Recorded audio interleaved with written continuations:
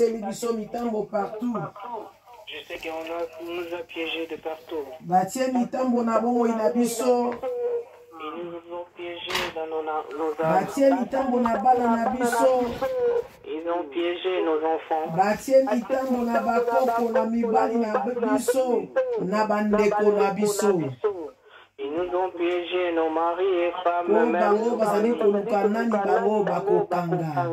Et parce qu'ils cherchent qui est. Ngana yebi ke otieli biso mokengeli moko akobatela biso. Et moi j'ai fait une chose que Monguna akokota te na bilanga na biso. Monguna akobuka te vino tomonelaki pasi.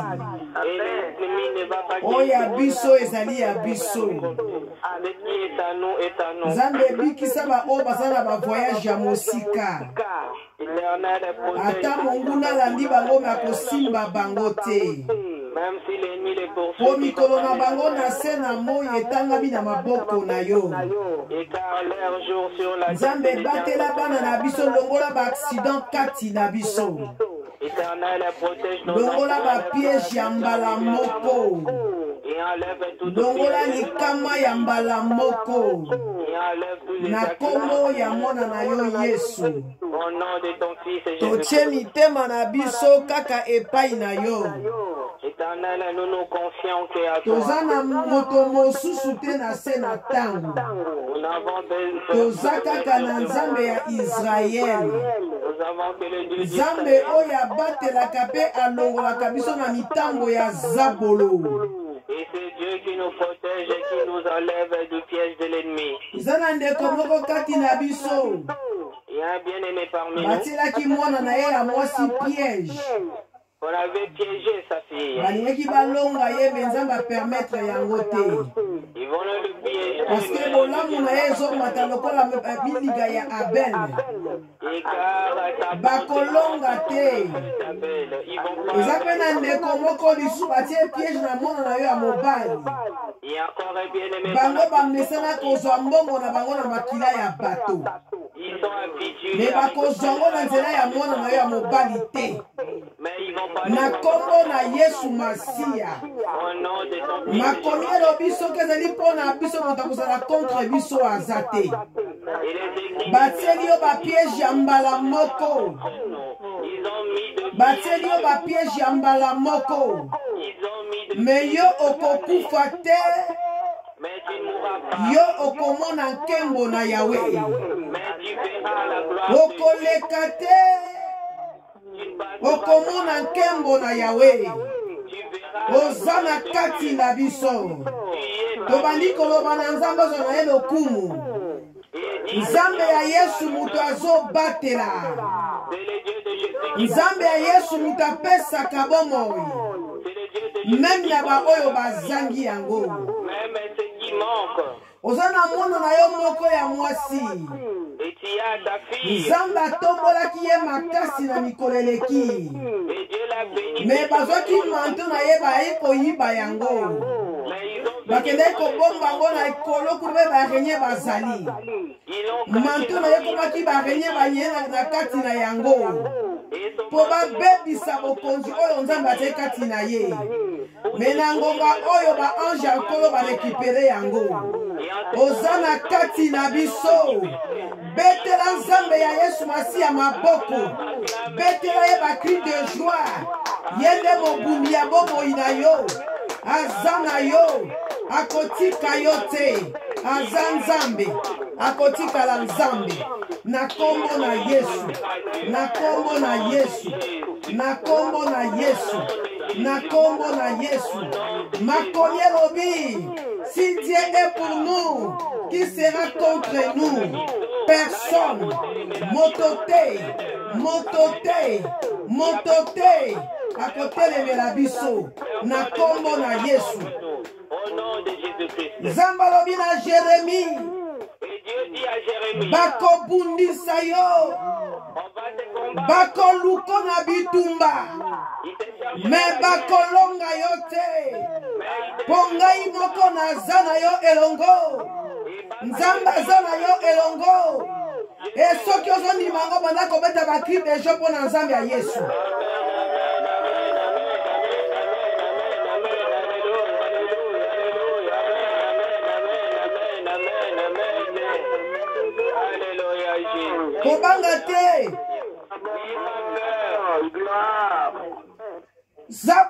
azalaki. Le diable est venu. Et tango amoni nzambe azobetela Job akopesa lokumu. Et quand le diable a vu que Dieu glorifiait pour nzambe azali kobetela Job etolo. Et Dieu s'est glorifié pour Job. Zabola komaki na kanda. Et le diable était en colère. Alobi ozobetela yo tolo po aza na santé ya malamu. Et tu le glorifies. Ozobetela yo tolo po aza na bana. Et tu te glorifies parce que Ozobetela yo tolo po opesi ye nyonso. et tu le glorifies parce Mais nzambe ayebaki attitude ya motema ya Job. mais Dieu connaissait l'attitude de cœur de Nzambe alobi na permettre yo. Dieu a dit je te permets. Zona yo nyonso na vie ya Job. Et prends tout dans la Soki molimo na ye okosimba te. mais ne touche pas à ton âme. Ata babotolaki yo nyonso molimo akosimba yango te loba amen. Amen. Et même si ils sont tout arrachés, mais ton âme, ils ne pourront pas les toucher. Amen. Bakozwa yo mbongo. Ils vont te prendre l'argent. Ozangi oyo bato baza nango.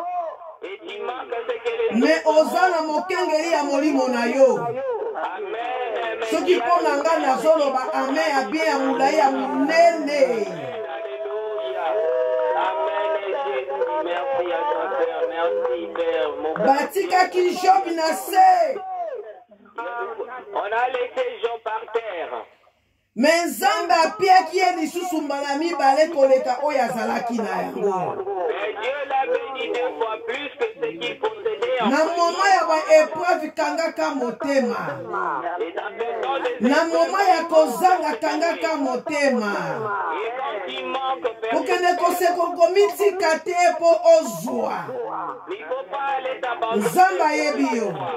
Car Dieu te connaît. Nzambe ayebi yo. Dieu te connaît. Soko oyebi ondimi yango loba amen. Si tu acceptes, dis Amen. Amen. Alléluia. Amen. Oyo tokozwa na eleko oyo elikaka ngolu. Amen. Ce que nous recevons à cette époque, ce n'est que la grâce. Nzambe alingi asala yo nanga faveur. Et Dieu veut te faire, toi et moi, une faveur. Topesi ye mpe eloko te. Nous n'avons rien donné en retour. Po soki atali lolenge na biso tokozwa te. Et s'il regarde notre façon de marcher, nous n'aurons rien. Mais akotala biso na kondima ya moke. Mais il nous regarde pas avec le fait de foi. Akotala biso na respect ya moke oyo topesaka ye. Il te regarde avec le fait de respect que tu lui Sikoyo balingi asala yango na mpo na ngolu na ye. mais il veut l'accomplir, c'est seulement par sa grâce. Kobanga te. N'ayez pas peur. Eloko nyonso bazoka na mbula oyo esili ekosimba yo te. Au nom de Jésus. Amen. Alléluia. N'ayez pas peur. Tous ceux qui sont en train de tenter pour ta vie, rien ne pourra t'apprendre. Et au nom de Soki nzambe akorde yango te kosimba yo te. Alléluia. Si Dieu ne l'accorde pas, rien ne pourra Na t'atteindre. kombo na Yesu Masiya. Au nom de Jésus-Christ. Ya nzambe tobetelaka tolo. Et avec ce Dieu, Nzambe ya Yesu Masiya. le Dieu de Jésus-Christ. Amen. Eza ngolu. Alléluia, ce n'est que grâce. Nzambe alingi akorde yo nanga ngolu. Et Dieu veut t'accorder la grâce. Yango alobi mibatela. Et c'est pour ça qu'il te demande de te protéger. Amen. O mibatela. Protège-toi. Oza na identité na yo. Tu as ton identité. Eza na bato mosusu bazalaka nango misato. Il y en a d'autres qui ont 3 identités. O nazalaka na mboka na France, aza na identité ya France. Et s'il habite en France, il a l'identité d'en Akomi France. na Congo kuna mpe abimisi carte électeur. Et arrivé au Congo, il sort son carte électeur. E soki ake na Congo pozokina mpe abimisi ya bango. Et s'il va au Congo, Brazza, il sort encore une autre carte. Mais oza na makila ya mboka nini? Mais tu as le sang de quel pays? Oza na makila ya mboka nini? Tu as le sang de quel pays? Makila mutu ezokata makambo. Et c'est le sang qui tranche. Amen. Eza identité te me makila mutu ezokata makambo. Ce n'est pas question d'identité, mais c'est le sang. Nalingi ndeko moko azokomprendre langage ya Nzambe aloba amen ya bien. Amen. Amen. Amen. Amen. Alléluia. Amen, amen. Tozokende malembe malembe. Nous allons tout doucement. Makomi elobi Nzambe alingaka bato banokaka ye mpa konore bango.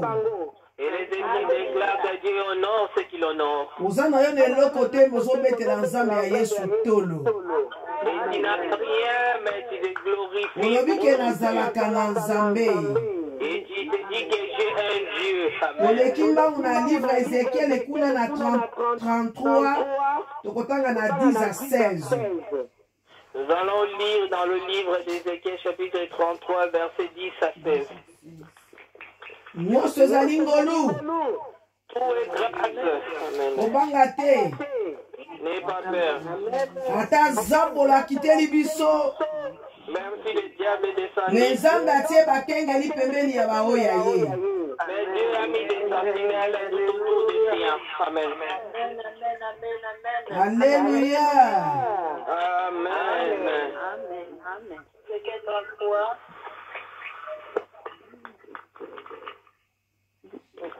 Dix à 16. Prenons nos Bibles dans le livre d'Ézéchiel, chapitre 33, verset 10 à 16. Amen.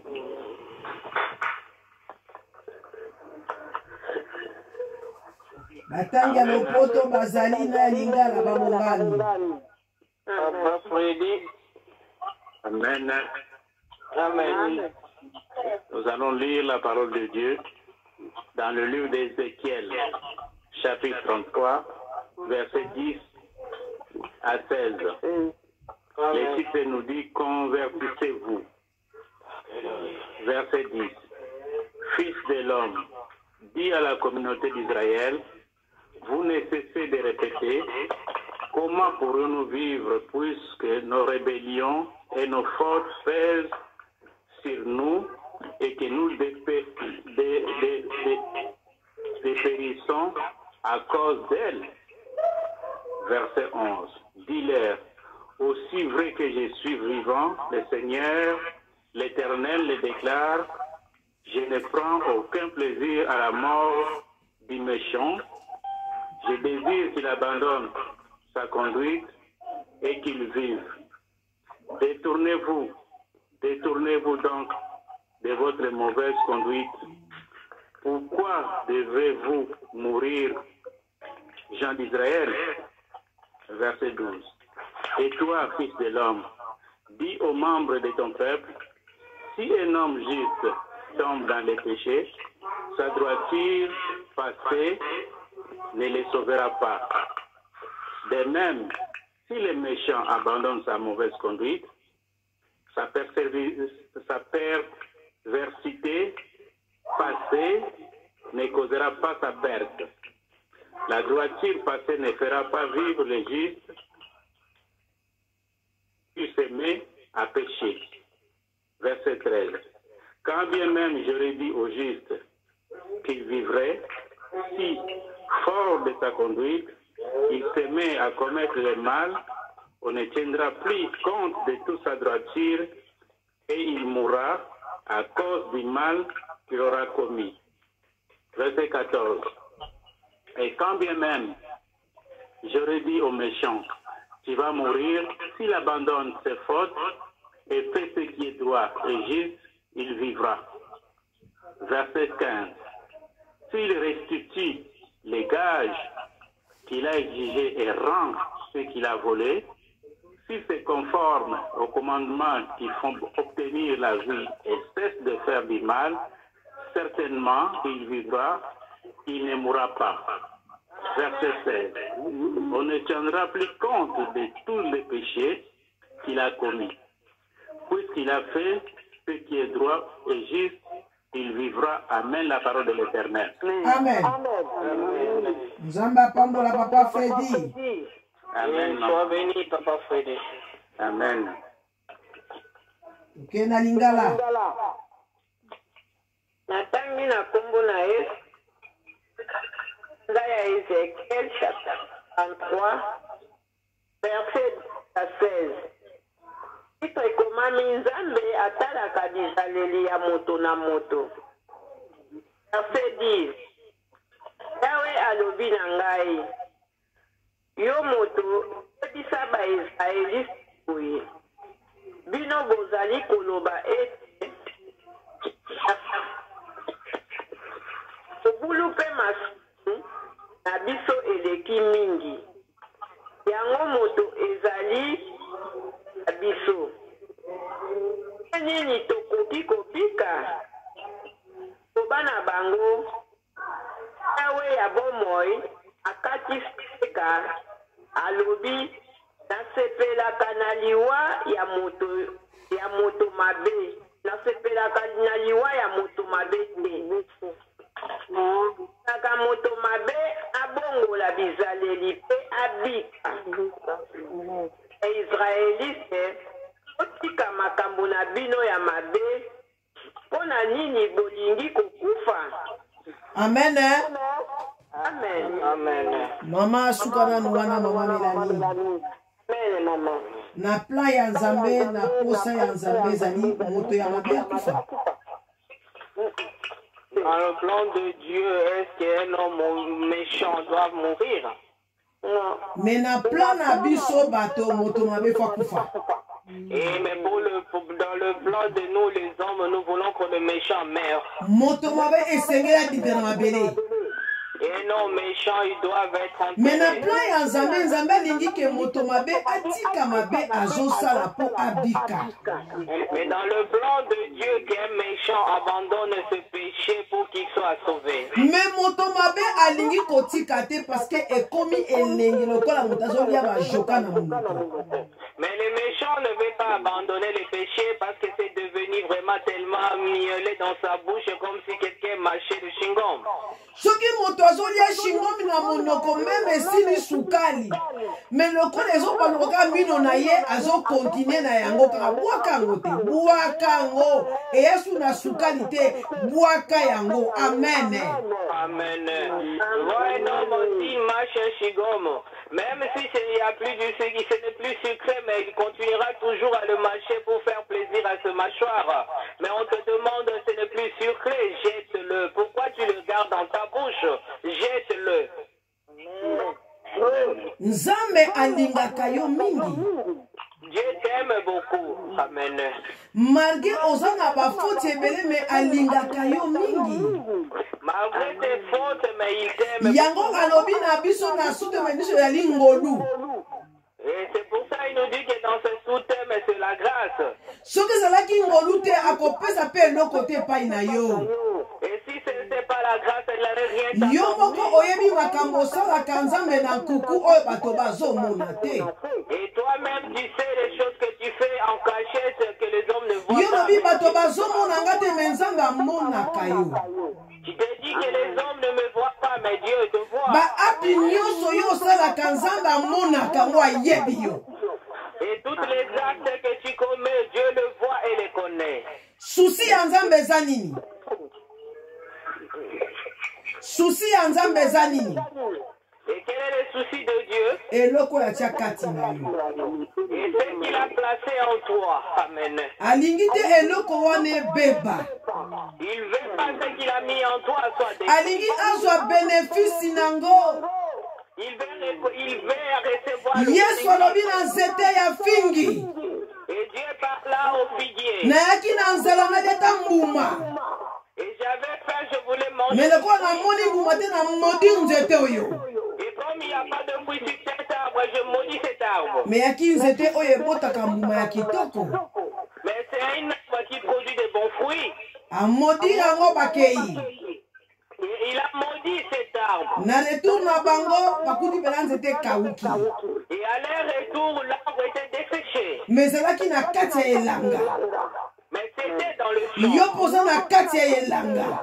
Et toi aussi qui es dans le Esengeli champ. obota bambuma oyo ya kitoko oyo kopia motema na Nzambe esengo. Il faut que tu produises des fruits qui vont plaire au cœur de Dieu. Oboti makasa ya minene bitepe ya minene na kati no mbuma eza te. Et tu as produit de belles Mabe eleki ebele. Il n'y a pas de fruits car il y a beaucoup de méchanceté. Nalingi te koboka loba amen ya bien. Amen. Amen. Amen. Eloko ezali kotungisa motema ya Nzambe eloko atia kati na yo. Et ce qui trouble le cœur de Dieu, c'est ce qu'il a placé en toi. Alingi que ne bongo. Il ne veut pas que ça part en vain. Yango zali ko sepela te. Et c'est pour cela qu'il n'est pas. Yango azokia bisayo nanga butu na mo. Et c'est pour cela qu'il te juge jour et nuit. Est-ce que ndeko moko azali azali eloko ya nzube koloba amen? Il est bien-aimé qui a les choses de Dieu en elle qui peut crier amen. Amen, alléluia. Tokei mama na biso Mélanie. Amen. Atangi na kombo na Yesu verset 12.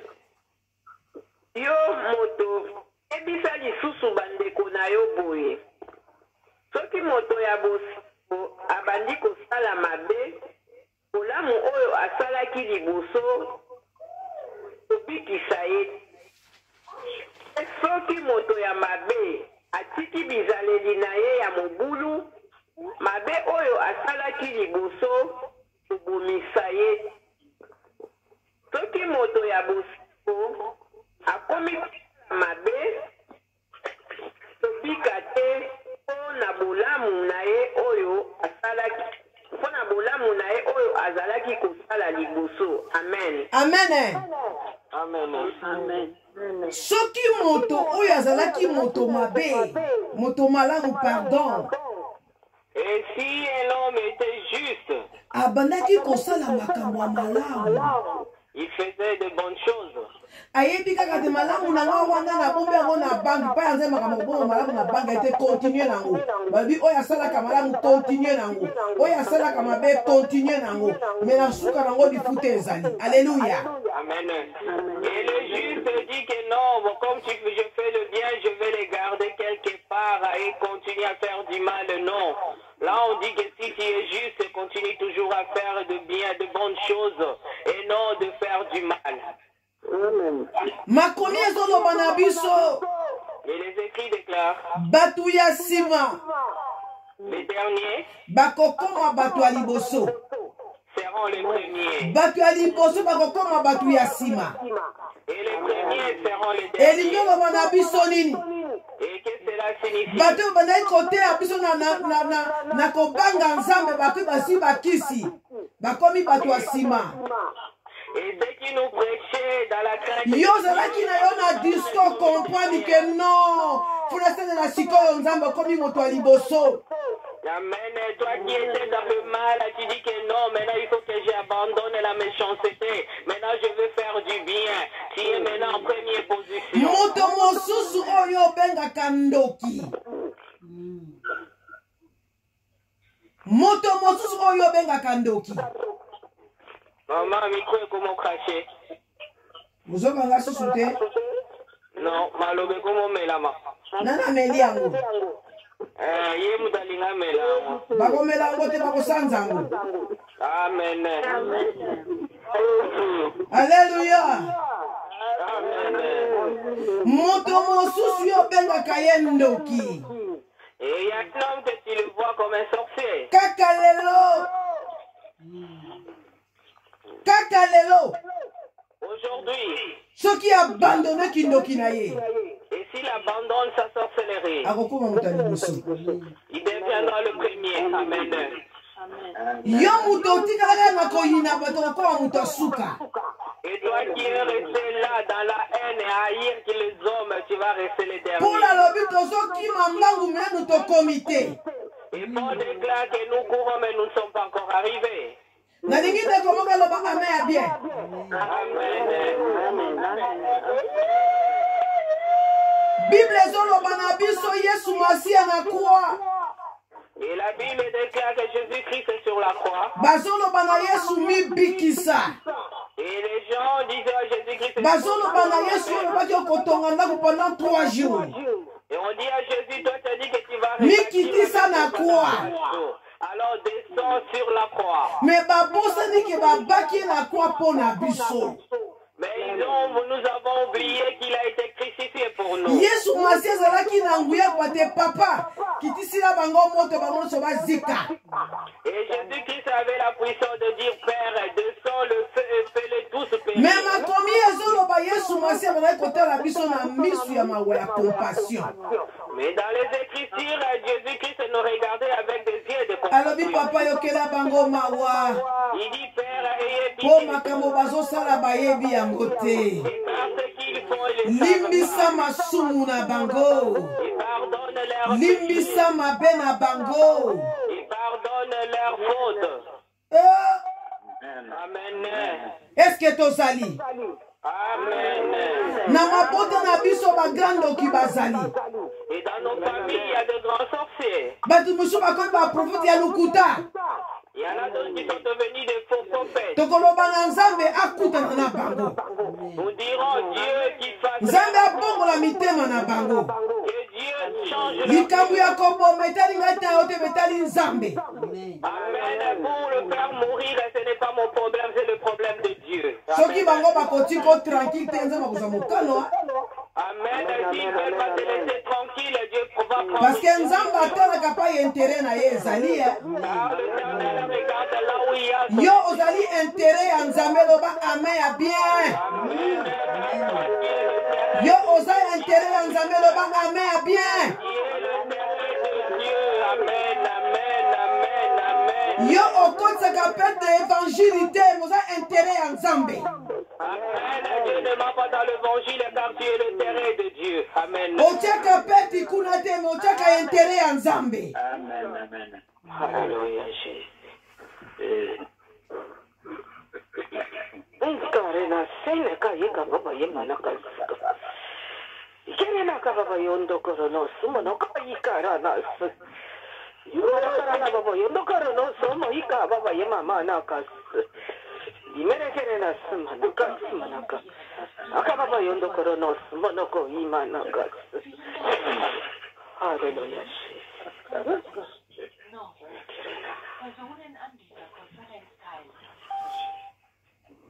Oza intérêt ya Nzambe.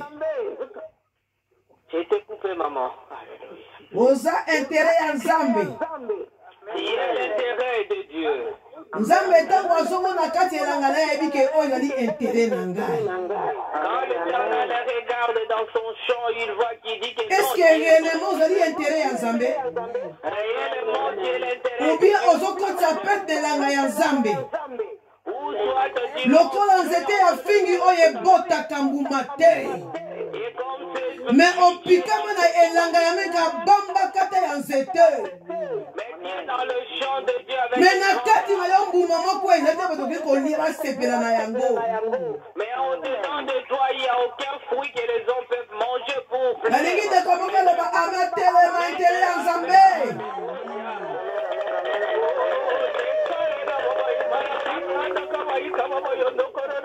Naza intérêt ya Nzambe keba. Soki osimi ngai keba. Naza intérêt ya Nkolo. Makomi elobi nzo bamonaka perte soki moyenge ebeni moko akufi. Et car il s'appelle le cœur de Dieu et attristé quand il voit un juste périr. Amen bien. Amen à côté les mains. Amen à côté les mains. Alléluia. Amen. Voilà au telemi. Osa intérêt en Zambé. Alléluia, Seigneur, alléluia, Jésus, alléluia, Jésus. Alléluia. Alléluia, Jésus, alléluia, Jésus. Alléluia. Alléluia. Alléluia.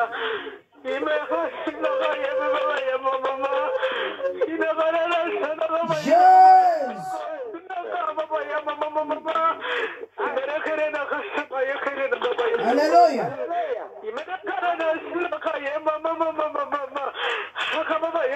Nzamba zomona soki omongona mokili amoni perte. Alléluia. Dieu voit que si tu quittes cette terre aujourd'hui, ce sera la perte pour ton Dieu. Pour osa intérêt na ye. L'intérêt de Dieu.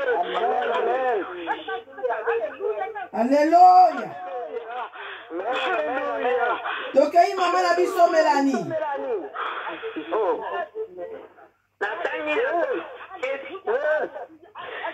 Alléluia. Osa intérêt ya Nzambe. Amen. L'intérêt de Dieu. Osa intérêt ya Nzambe. L'intérêt de Dieu. Tobangelo côté. N'ayez pas peur. Nzambe atie bakengeli liboso na yo.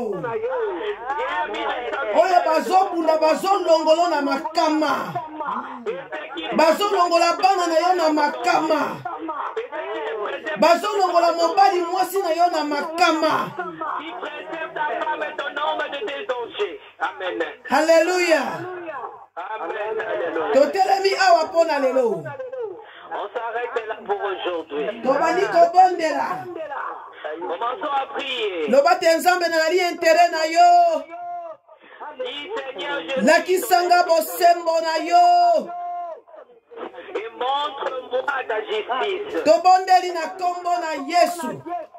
Prions au nom de Jésus. Intérêt ya nzambe bondela. Intérêt de Dieu, prie. Bondela.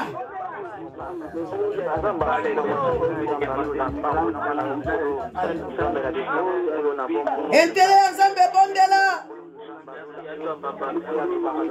Bondela. Zamba zana yo. Zamba zana yo. Zambe ya lola. Soki moyenge beni moko akufi. Ozalaka na perte. Ozalaka na mawa. Yo kotika bayenge beni te. Zambola kanga bango. Okotika bango te. Zala mobateli. Tindela biso bakengeli. Bakengela biso. Zambe ya lola. Zona yo lokumu. Zona yo lokumu. Zona yo lokumu. Zona yo lokumu.